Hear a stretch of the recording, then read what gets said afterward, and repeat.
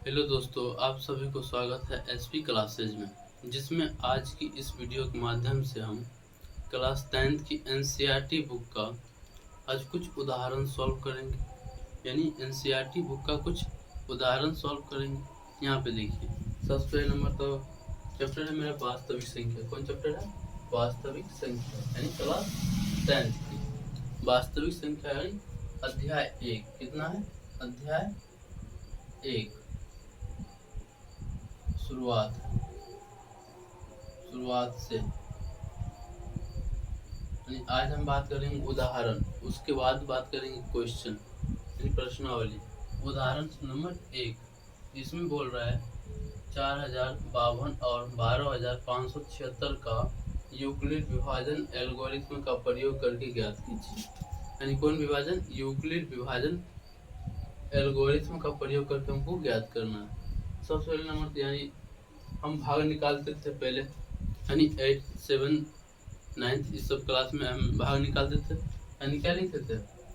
भाज्य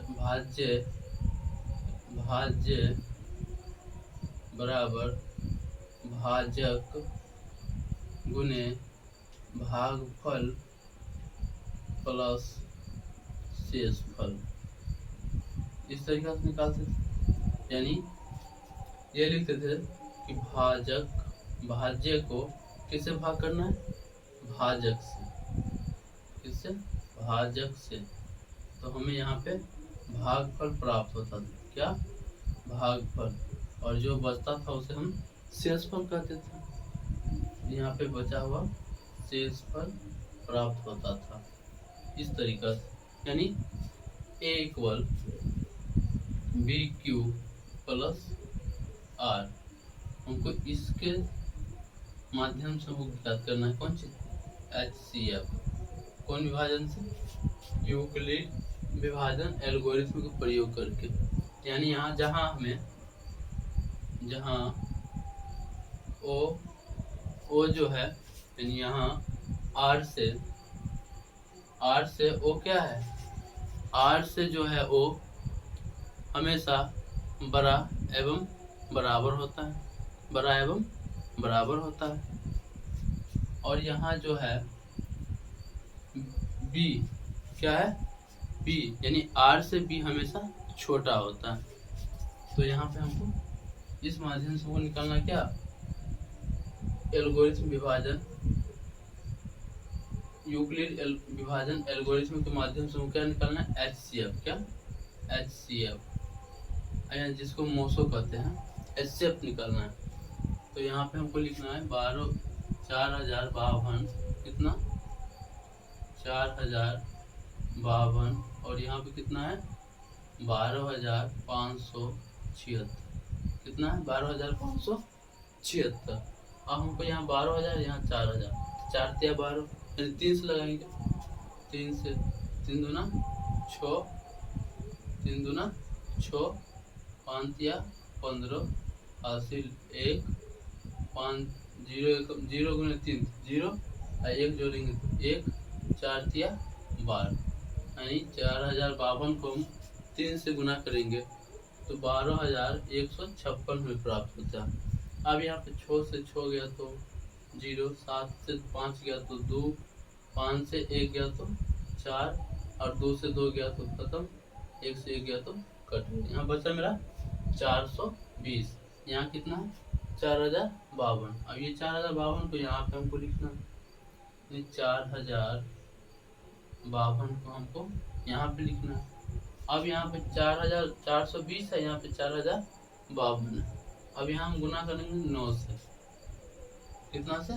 9 से। 0 एकम 0, 9 दूना 18, हासिल 1, 9 चौक 36, 1 37, यानी 3780। अगर यहाँ 10 से करेंगे ज़्यादा हो जाता, बहुत ज़्यादा, यानी 9 से करेंगे। अब यहाँ पे 2 में से 0 गया तो 0, 5 में से तो 8 नहीं जाएगा, पैसा लेंगे यहाँ पे। ये कितना हो गया? 15। 15 में से अगर 8 गया तो 7, कितना बचेगा? 7। ये बचा 9, 9 में से 7 गया तो 2, ये बचा 3, 3, 3, 3 खत्म। कितना बचा? 200 बहत्तर। अब 272 कितना 420 से लगाना, कितना है 420 में 272 से लगाना, कितना से 272 से। तो 272 गुना 400 से ज़्यादा होता है, एक मरतबे लगाएंगे, कितने एक मरतबे 272। अब यहाँ पे बचा लेंगे 0 10 10 में से 2 गया तो 8 ही बचा 1, बचा लेंगे तो 11 11 में से 7 गया तो 4, कितना बचेगा 4। यहाँ पे 3 3 में से 2 गया तो 1, यानी घट के 148। अब यहाँ 148 को हमको यहाँ पे कितना है 272 272 को हमको लगाना, 148 को 272 से लगाना। इसको हम यहाँ पे देख लेते हैं, लिख लेते हैं।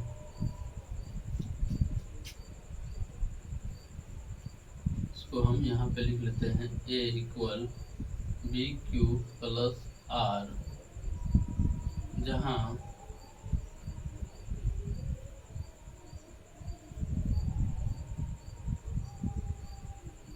अब देखिए यहाँ 148 को 272 में लगाना है।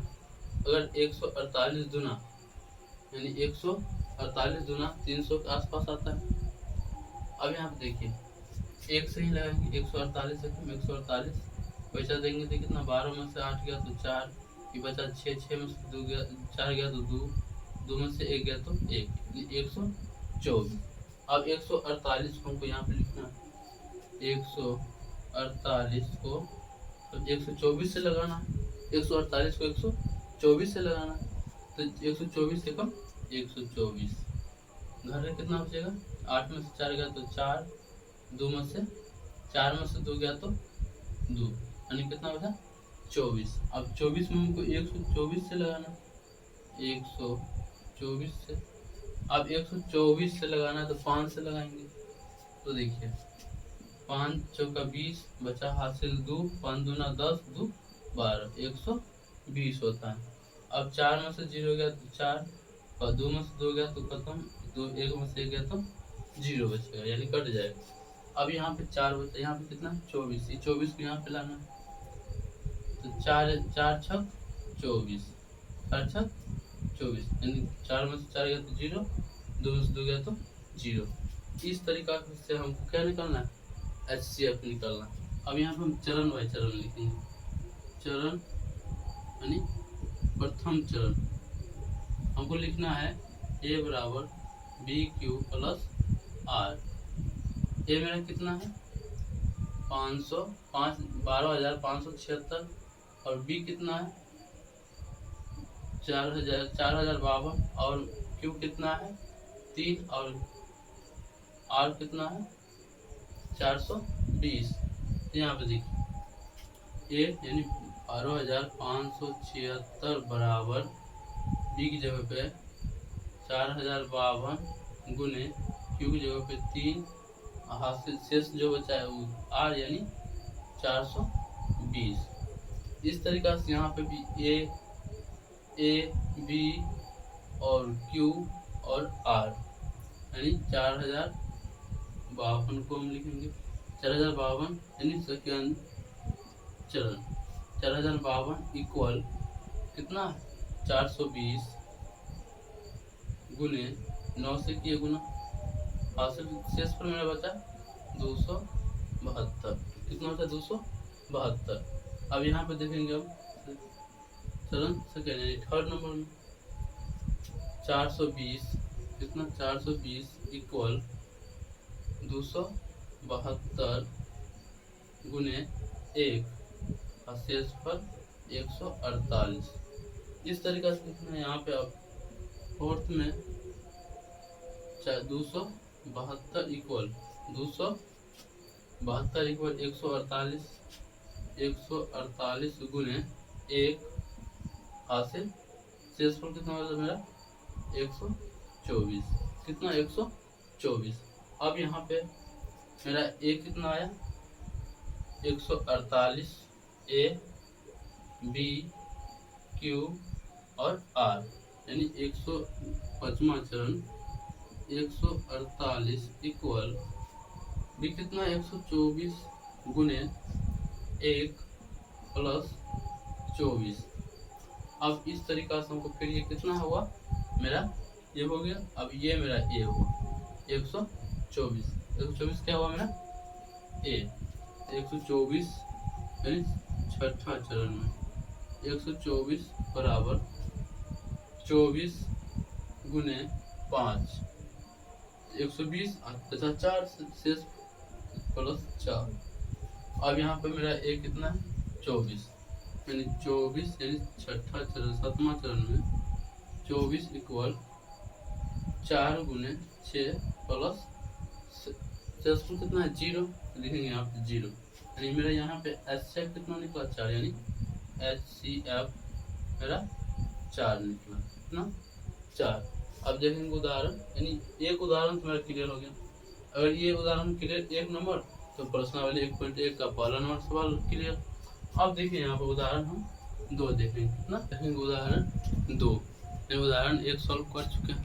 अब देखेंगे हम नेक्स्ट नंबर सवाल उदाहरण 2 यानी उदाहरण 2 मेरा जो है दर्शाए कि प्रत्येक धनात्मक पूर्णांक q 2q के रूप का होता है तथा प्रत्येक धनात्मक विषम पूर्णांक 2q + 1 के रूप में होता है जहाँ q कोई धनात्मक पूर्णांक q कोई धनात्मक पूर्णांक। अब यहाँ पे हम लिखेंगे सबसे पहले नंबर तो यहाँ पे हम 2 धनात्मक पूर्णांक लेंगे यानी a और b जिसमें अद्वितीय r q और r विद्यमान है यानी दो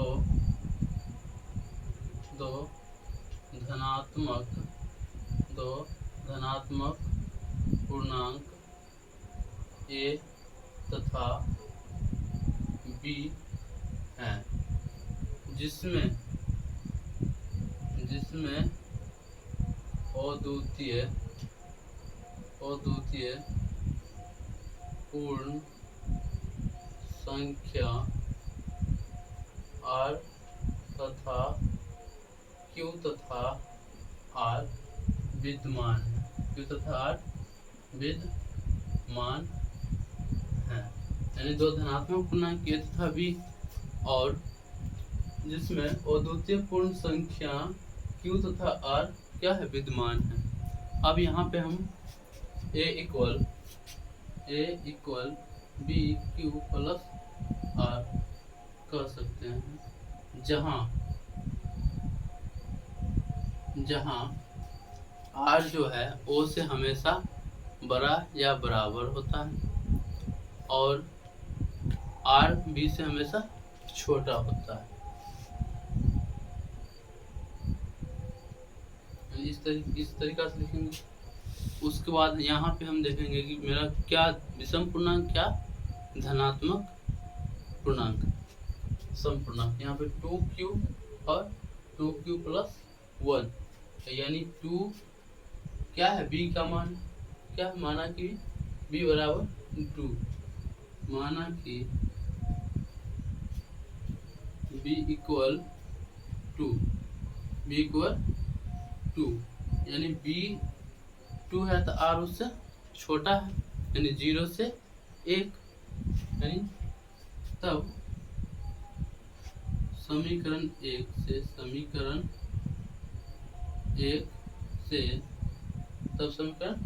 1 से क्या r बराबर 0 और 1 यानी 0 और 1 मेरा केस कितना बनता है 2। तो फर्स्ट में देखिए फर्स्ट केस यदि r इक्वल 0 हो तो यानी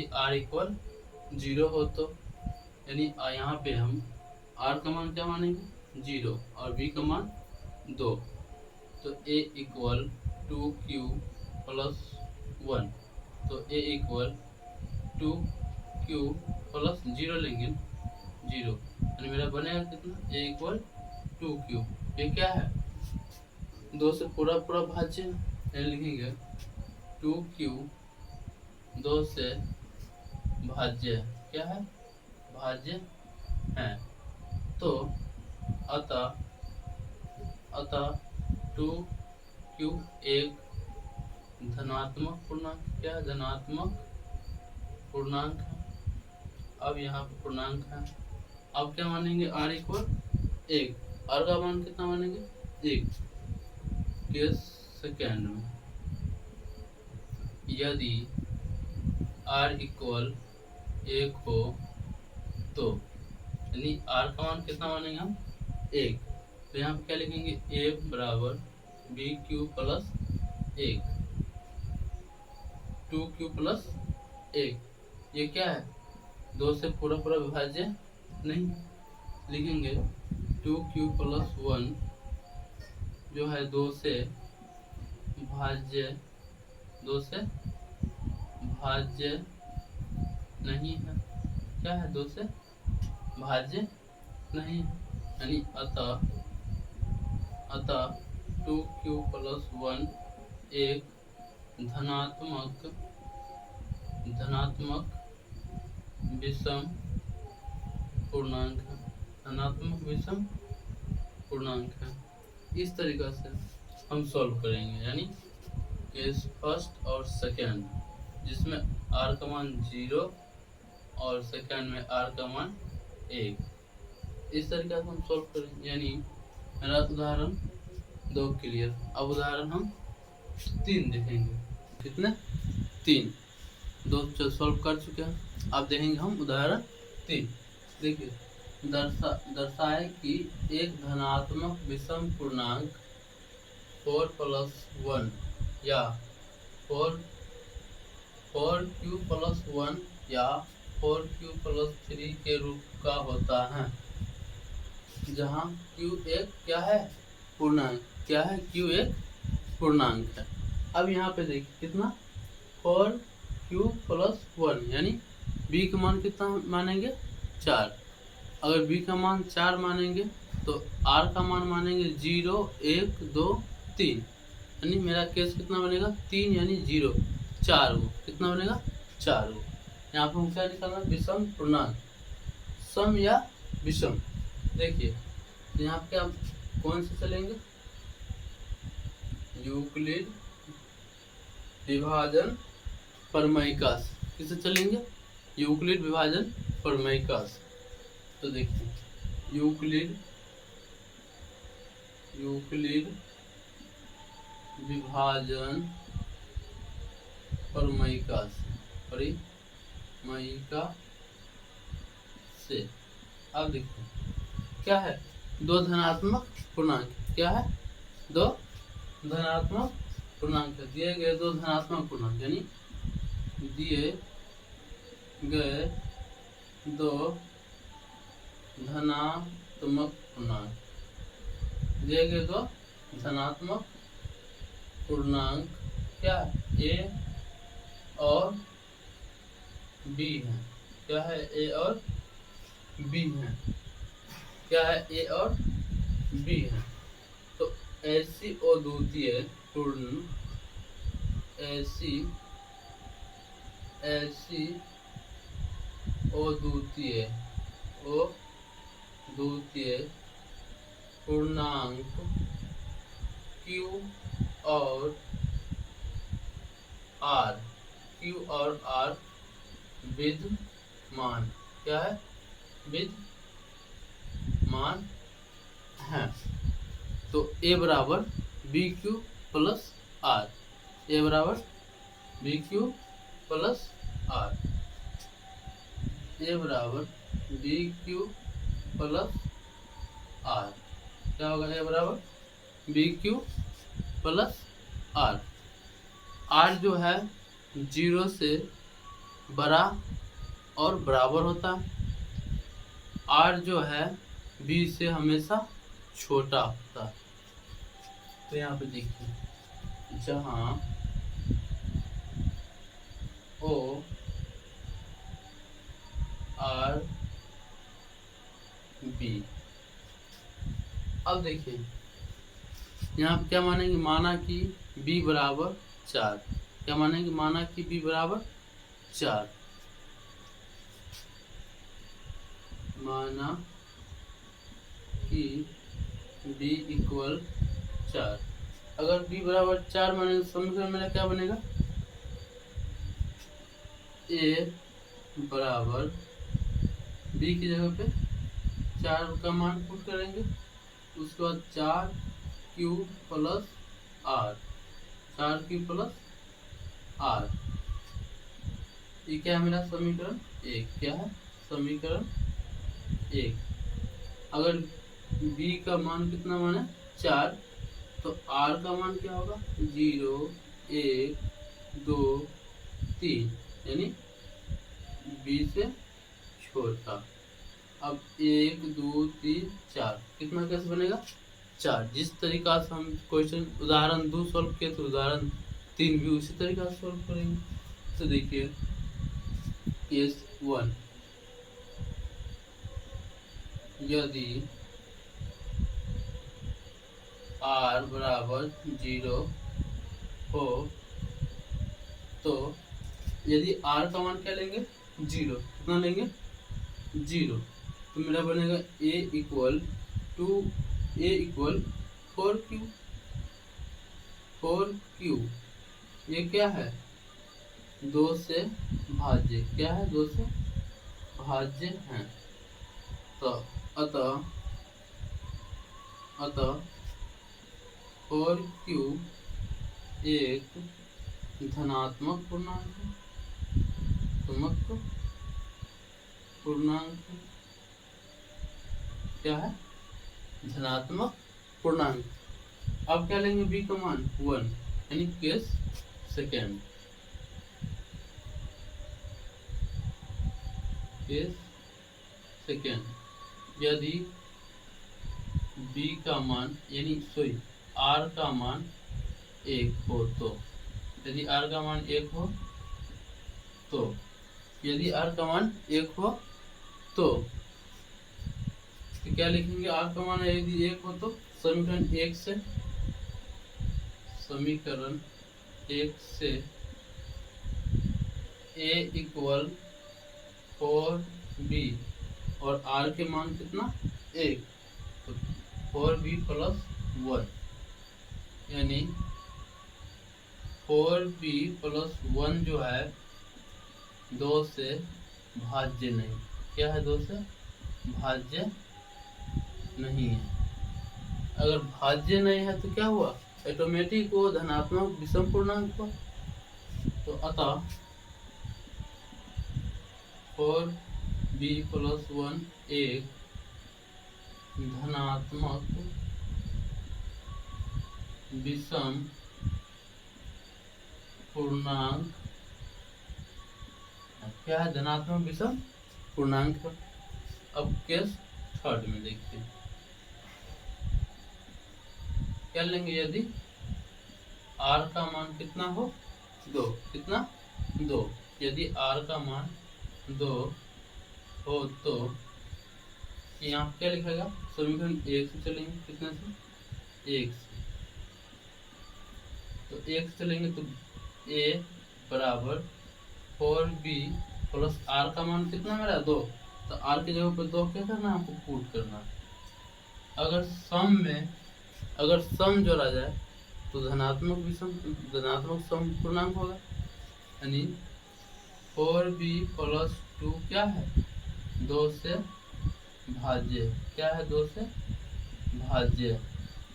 अतः 4b प्लस 2 एक धनात्मक पूर्णांक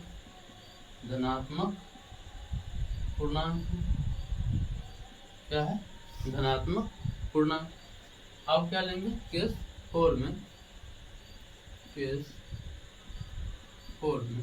अब देखिए यहाँ पर केस 4 में कितना r का मान 3, कितना 0 1 2 3 और लास्ट में कितना होता है 3, यानी यदि r इक्वल 3 हो तो, यदि r इक्वल 3 हो तो यहाँ पे देखिए तो समीकरण 1 से कितना चलेंगे, समीकरण 1 से कितना से 1 से। अब यहाँ पे देखिए एक समीकरण 1 से चलेंगे तो कितना a इक्वल 4b और r के जगह पे कितना लिखना हमको 3, कितना 3, यानी अब यहाँ पे विषम आ गया, यहाँ पे क्या लिखेंगे 4b प्लस 3 2 से भाज्य नहीं, 2 से भाज्य नहीं है। तो अतः 4q प्लस 3 एक विषम एक धनात्मक विषम पूर्णांक है। अतः 4b प्लस 3 एक धनात्मक विषम पूर्णांक है। इस तरीका से हमको सॉल्व करना है। यानी मेरा उदाहरण, अब हम उदाहरण 4 देखेंगे। हम 3 तक सॉल्व कर लिया। अब देखिए उदाहरण 4 में क्या बोल रहा है। यानी एक मिठाई विक्रेता के पास 420 काजू, कितना है 420 काजू है की बर्फिया और 130, कितना 130 बादाम की बर्फिया है। यानी काजू की बर्फी कितना है 420 और बादाम की 130 बर्फियाँ हैं। वह इनकी ऐसी ढेरियाँ बनाना चाहती हैं कि प्रत्येक ढेरी में बर्फियों की संख्या समान रहे तथा ये ढेरियाँ काफ़ी बर्फी यानी बर्फी की परात में न्यूनतम स्थान घेरे। इस काम के लिए प्रत्येक ढेरी में कितनी बर्फियाँ रखी जा सकती हैं। सबसे पहले नंबर तो हम यहाँ पे निकालेंगे हम HCF, यानी यूक्लिड विभाजन एल्गोरिथम के माध्यम से हम क्या निकालेंगे HCF। तो देखिए यहाँ पे हम यानी 130 कितना है 130 और 420 का हम क्या निकालेंगे HCF, यानी 130 को 420 कितना 420 से क्या निकालेंगे HCF। सबसे पहले नंबर यहाँ पे हम 130 दिया 390 माइनस 0 में 0 गया 0, पैसा देंगे 12 में से हो गया तो 3 बचा कितना 3 खत्म। अब यहाँ पे 130, अब 130 चौका 120 0 के 0, 3 में से 2 गया तो 1, 1 से 1 गया तो खत्म, यानी कट गया। अब यहाँ पे कितना है 30, यहाँ पे लिखेंगे 10 दिया 30, यानी ये भी खत्म। यानी 1 2 3 कितना चरण बनेगा 3, यानी चरण फर्स्ट ए कितना है मेरा 420, बी कितना है 130 और क्यू कितना है 3 और आर शेषफल 30, यानी प्रथम चरण में। उसके बाद दूसरे चरण में मेरा ए कितना है 130 और बी कितना है 30 और क्यू कितना है 4 और आर 10, यानी शेषफल कितना है मेरा 10। अब थर्ड चरण में मेरा ए कितना है 30 और बी 10 और आर क्यू 3 और आर 0, यानी शेषफल एक भी नहीं बचा तो 0 लिखेंगे। यहाँ जो मेरा निकला है HCF 10, कितना निकला है 10। यानी इस तरीका से हम उदाहरण 1 यानी उदाहरण संख्या 1 2 3 4 उदाहरण संख्या 4 तक कर लिया। अब नेक्स्ट वीडियो में हम प्रश्नावली 1.1 को विस्तारित रूप से देखेंगे। यानी आज की क्लास यहाँ पे एंड। तो आशा करता हूँ कि ये सवाल आपको समझ में आ गया होगा जो उदाहरण बताएं। तो इस चैनल को सब्सक्राइब करके और बेल आइकन को दबाइए, जिससे हर एक वीडियो आप पे तुरंत पहुँचे, फिर एक नोटिफिकेशन यानी बार तुरंत डालें तुरंत आप पे पहुँचे।